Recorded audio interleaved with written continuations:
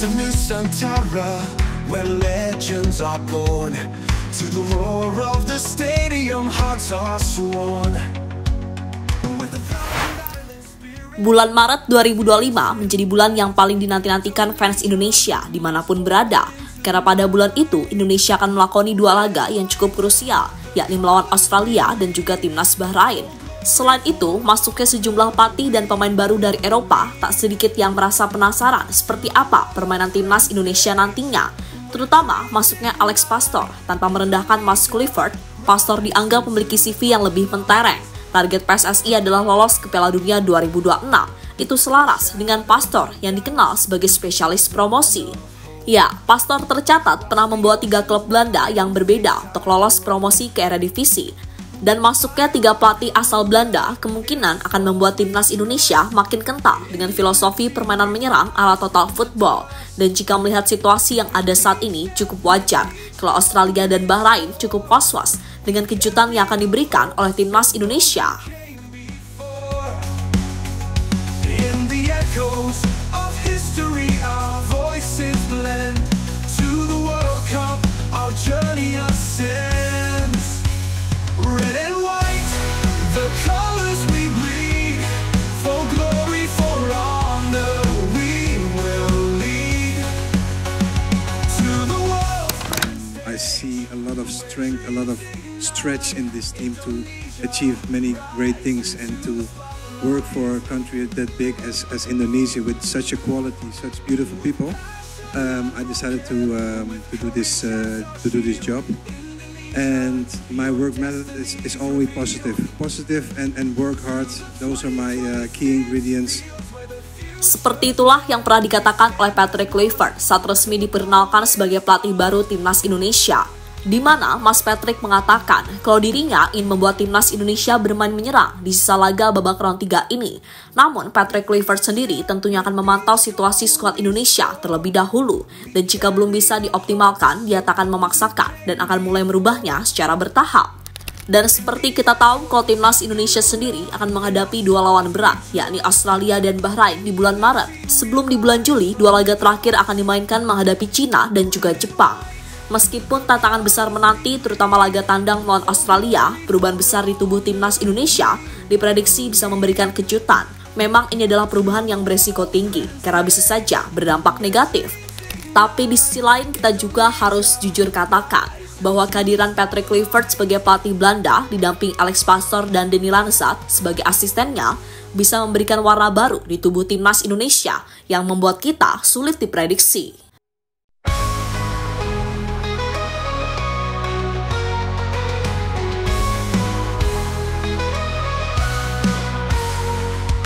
Fields of Nusantara, where legends are born. To the roar of the stadium, hearts are sworn. Terutama masuknya Alex Pastoor, tanpa merendahkan Mas Kluivert ya, tapi Alex Pastoor dianggap memiliki CV yang lebih mentereng. Target PSSI adalah lolos ke Piala Dunia 2026, itu selaras dengan Pastoor yang dikenal sebagai spesialis promosi. Dan seperti yang semua sudah tahu, kalau Alex Pastoor tercatat pernah membawa 3 klub Belanda yang berbeda untuk lolos promosi ke Eredivisie. Mulai dari tim Excelsior di musim 2009-2010, lalu Sparta Rotterdam di musim 2015-2016, kemudian Almere City pada musim 2022-2023 lalu. Dan yang menjadi pertanyaan, strategi apa sih yang akan digunakan Alex Pastoor untuk membuat timnas bisa menembus kokohnya dinding dunia? Saat melatih di Almere City mengandalkan skema menekan secara intensif dan melakukan aksi bertahan sejak dari pertahanan lawan agar secepat mungkin melakukan ball recovery. Terbukti pada musim 2022-2023 di kasta kedua Liga Belanda, Almere City berhasil mencatatkan 687 ball recovery berkat skema menekan secara intensif yang membuat klub yang kini diperkuat Tom Haaien tersebut masuk ke kasta tertinggi Liga Belanda. Alex Pastoor sering memainkan strategi untuk menekan lawan sejak di pertahanan yang bertujuan untuk menutup opsi passing terbaik lawan sehingga memaksa mereka untuk melakukan umpan panjang. Selain itu, Pastoor juga menerapkan sistem man-to-man marking di pertahanan lawan. Meskipun cara ini cukup beresiko, akan tetapi jika berhasil merebut bola akan tercipta serangan balik yang cukup berbahaya dan dapat dimanfaatkan menjadi gol. Alex Pastoor menginginkan sebanyak mungkin pemain berada di lini pertahanan lawan untuk merebut bola dan melancarkan serangan balik mematikan. with courage as our shield. Indonesia, your destiny is revealed. To the 2026 fields where the future's won, we stand as one until the battle is done.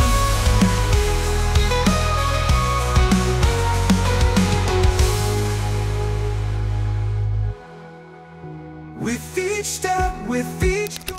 Sementara itu, jika bicara soal strategi, ada 3 opsi strategi yang biasa digunakan untuk timnas. Pertama, timnas bisa menggunakan 4-2-3-1. Formasi ini merupakan formasi yang sering digunakan oleh Patrick Kluivert, di mana dengan 4-2-3-1, tim akan mengedepankan keseimbangan antara serangan dan pertahanan. Jika dirasa strategi itu tidak tepat, timnas bisa menggunakan strategi 4-3-1-2. Formasi itu merupakan formasi yang sering dipakai Alex Pastor, di mana formasi tersebut membawa pendekatan kreatif dan memberikan fleksibilitas taktik. Ketiga, timnas juga bisa menggunakan formasi total football 4-3-3, di mana Alex Pastor juga cukup lihai dalam menggunakan formasi ini saat cukup sering ia gunakan dalam track record kepelatihan. Artinya, kehadiran pelatih baru akan membuat warna strategi timnas lebih berwarna dan tentu saja ini akan memberikan kejutan. Apalagi dengan tambahan pemain naturalisasi seperti Jairo Ridowald dan Ole Roumanie, timnas akan semakin banyak memiliki opsi permainan. Dan dengan formasi 4-3-3 pula, kemungkinan Indonesia akan lebih aktif untuk bermain menyerang selama 90 menit di lapangan. Dan dengan masuknya Jairo dan Ole, kemungkinan strategi itu akan berjalan lebih maksimal. Indonesia, march forward into the night. Red and white, the colors we bleed. For glory, for honor, we will lead. To the world's grand stage, where dreams ignite. Indonesia, rise into the spotlight. From the shadows of doubt to the dawn of hope. Lolos Piala Dunia bukan mustahil lagi. Dan dengan latar belakang sepak bola Belanda yang kental dari Patrick Kluivert dan Alex Pastor, kemungkinan besar mereka akan menerapkan filosofi total football dalam melatih timnas Indonesia. Sebagai info, filosofi ini adalah filosofi yang menekankan fleksibilitas posisi, di mana pemain dapat bertukar peran selama pertandingan, serta menuntut penguasaan bola yang dominan dan pergerakan tanpa bola yang aktif. Jika menerapkan total football, formasi yang acap kali dipakai adalah formasi 4-3-3. Karena formasi ini memungkinkan keseimbangan antara serangan dan pertahanan. Dengan 3 pertandingan, tim dapat menekan lawan sejak di lini depan, sementara 3 gelandang memastikan kontrol di tengah lapangan. Selain itu, tim juga akan memainkan sepak bola tekanan tinggi atau high press untuk merebut bola secepat mungkin setelah kehilangannya, mirip dengan konsep gegenpressing yang populer dalam sepak bola modern. Jika sistem ini digunakan timnas, lantas seperti apakah gambaran formasi dari tim Garuda? Kita telah gambarkan nih untuk teman-teman dengan 4-3-3. Timnas Indonesia bisa menampilkan sosok Martin Paes di posisi kiper, dengan 2 center back bisa diisi oleh Masilgers dan juga Jay Itzes.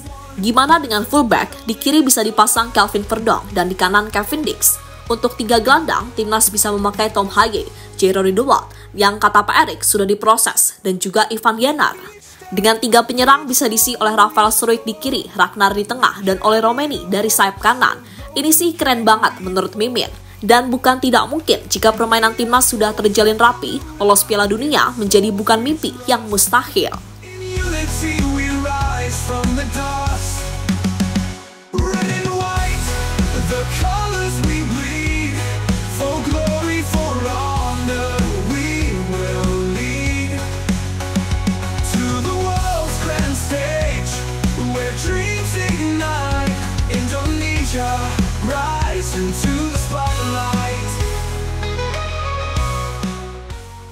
Australia dan Bahrain waspadai kejutan tim Indonesia. Di bulan Maret nanti paling tidak akan ada 2 pertandingan yang timnas mainkan. Pertama adalah laga kontra Australia.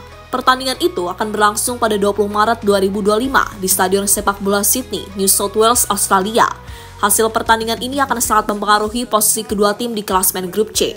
Kemenangan akan memperbesar peluang untuk lolos ke putaran selanjutnya, sementara kekalahan dapat mempersulit langkah ke Piala Dunia. Dan bagi Indonesia, kemenangan atas Australia akan menjadi dorongan moral yang signifikan, terutama setelah perubahan di jajaran pelatih dan penambahan pemain baru. Di pertemuan terakhir kontra Australia sendiri, saat itu kita hanya bermain imbang 0-0 di GBK. Dan kalau boleh jujur, secara kualitas saat itu kita masih kalah. Kita terus diserang, ditekan, meski untungnya lini bertahan bermain baik yang membuat skor tanpa gol menutup pertandingan tersebut. Dan masuknya sejumlah pemain dan pelatih baru akan membuat permainan timnas jelas berbeda saat bermain di GBK. Maka dari itu, Australia cukup waspada dengan kejutan timnas Indonesia. Di sisi lain, secara momentum, saat ini timnas Bahrain tengah menunjukkan performa yang impresif dalam beberapa waktu terakhir. Di bawah asuhan pelatih Dragan Talajic, mereka berhasil meraih gelar juara di ajang Piala Teluk 2024, termasuk kemenangan atas Arab Saudi dengan skor 3-2. Meskipun demikian, dalam kualifikasi Piala Dunia 2026, Bahrain menghadapi beberapa tantangan. Mereka belum meraih kemenangan di kandang sendiri, namun pelatih Talajic menegaskan bahwa timnya tidak merasa tertekan dan tetap fokus untuk meraih hasil positif di pertandingan selanjutnya. So, laga kontra Bahrain juga akan jadi laga yang sangat menarik. Bahrain menunjukkan perkembangan yang gak bisa dianggap remeh, teman-teman. Tim ini cenderung bermain pragmatis, mengandalkan kekuatan fisik, dan trik-trik yang sering memancing emosi lawan. Dan ini bisa jadi ancaman bagi timnas jika kita tidak hati-hati. Sama seperti laga kontra Australia, laga ini juga sangat penting, di mana 3 poin jadi target tim Garuda. Namun Bahrain juga cukup waspada. Selain menghadapi tekanan dari fans Indonesia yang terkenal sangat fanatik, mereka juga harus menghadapi skuad Indonesia yang jauh berbeda dari pertandingan leg pertama yang lalu. Masuknya pemain dan pelatih baru jelas akan membuat permainan timnas Indonesia juga berbeda. Until the battle is done.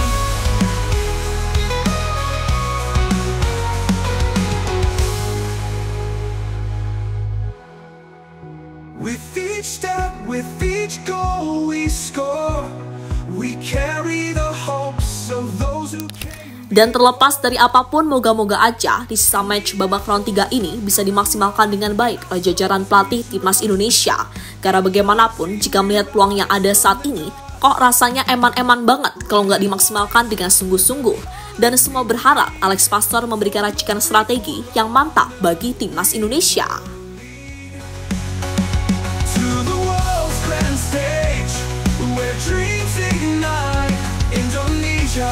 Rise into the spotlight.